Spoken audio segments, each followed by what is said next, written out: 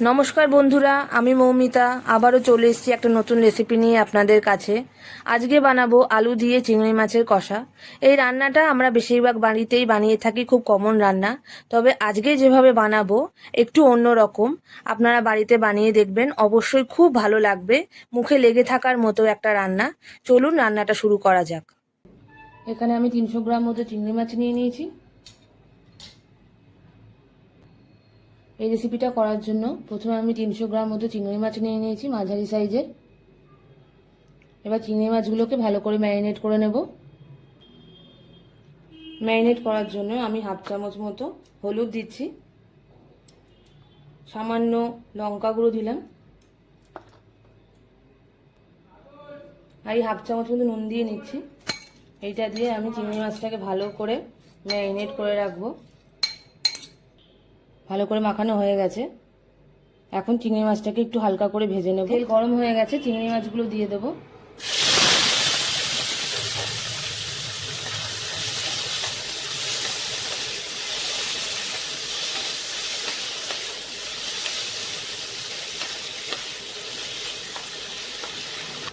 চিংড়ি মাছটা ভাজা হয়ে গেছে, তেল গরম হয়ে গেছে। এবার আলুগুলো হালকা করে ভেজে নেব। আমি মাঝারি সাইজে দুটো আলু এখানে দিয়েছি।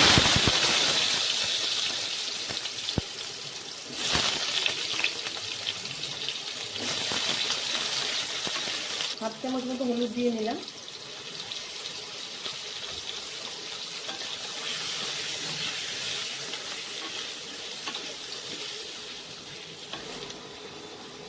আলুগুলো হালকা লাল লাল করে ভাজা হয়ে গেছে, এবার আমি তুলে রাখবো। তারপরে বাদবাকি রান্নাটা শুরু করব। এই তেলের মধ্যে আরও একটু তেল অ্যাড করছি, বড় চামচে 2 চামচ মতো। তেল গরম হয়ে গেছে, এখানে আমি গোটা গরম মশলা ফোড়ন দেব। এলাচ, দারচিনি, লবঙ্গ, শুকনো লঙ্কা, তেজপাতা আর গোটা জিরে, এটা আমি দিয়ে দিচ্ছি। এখানে মাঝারি সাইজের দুটো পেঁয়াজ আমি বেটে রেখেছি, সেটা আমি দিয়ে দেবো।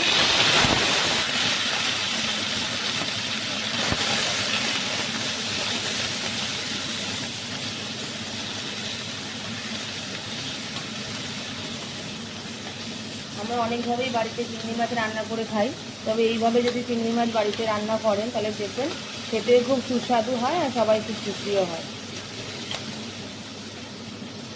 এখন আমি এর মধ্যে আদা রসুন বাটাটা দিয়ে দেবো।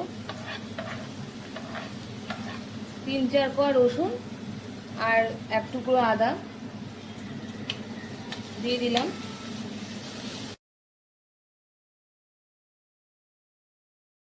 এই অবস্থায় আমি হাফ চামচ মতো নুন দিয়ে দিচ্ছি।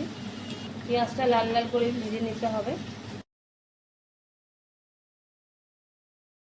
পেঁয়াজটা লাল লাল করে ভাজা হয়ে গেছে। এখন আমি বড় সাইজের একটা টমেটো কুচি করে রেখেছি, সেটা দিয়ে দিলাম।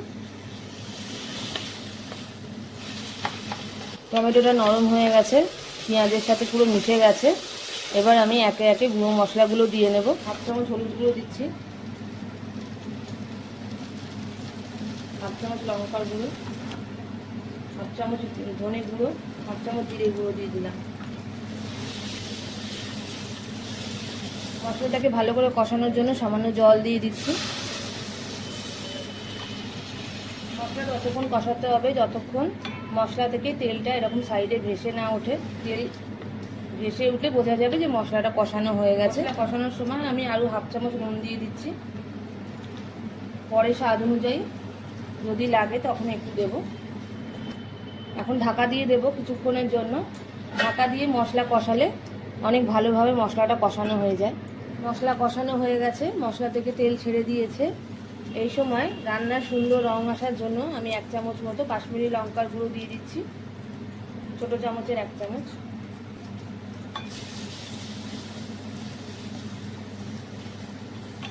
এখন আর ভাজা আলুগুলো দিয়ে দেবো। আলুর সাথে মশলাটা কিছুক্ষণ কষিয়ে নিচ্ছি।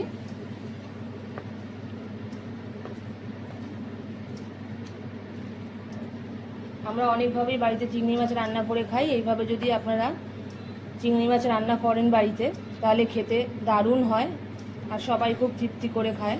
মশলাটার সাথে আলুটা ভালো করে কষানো হয়ে গেছে। এবার আমি জল দিয়ে দেব পরিমাণ মতো আলুটা সেদ্ধ হওয়ার জন্য।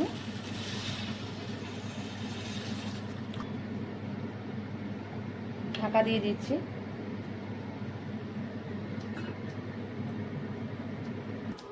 ঢাকা তুলে দেখে নেব।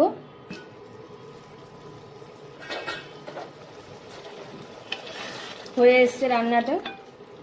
রান্নার স্বাদ বাড়ানোর জন্য আমি এখানে ছোট চামচের 1 চামচ সর্ষের গুঁড়ো জলে ভিজিয়ে রেখেছিলাম, সেটা আমি এখানে দিয়ে দিচ্ছি।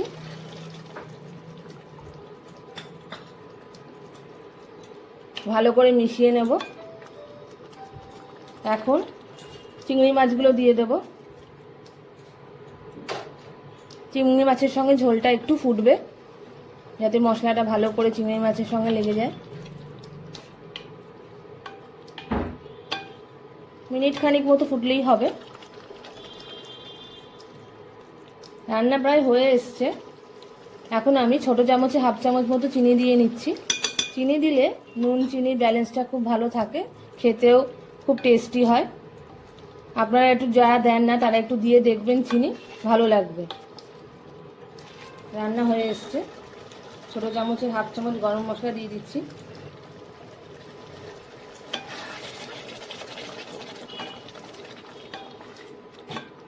আলু দিয়ে চিংড়ি মাছের কষা রেডি। এবার আমি সার্ভিং বলে ঢেলে নেব।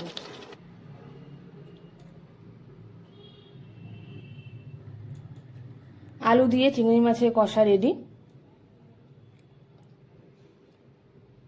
এইভাবে আপনারা বাড়িতে বানিয়ে অবশ্যই আমাকে কমেন্ট করে জানাবেন কেমন লাগলো। নতুন যদি কোনো রান্না দেখার ইচ্ছা থাকে সেটাও আমাকে কমেন্টে জানাবেন। আমার রান্না যদি আপনাদের ভালো লাগে আমার চ্যানেলটাকে লাইক, শেয়ার এবং সাবস্ক্রাইব করবেন। বেল আইকনটা ক্লিক করতে ভুলবেন না। আজকের মতো এই অবধি, নমস্কার।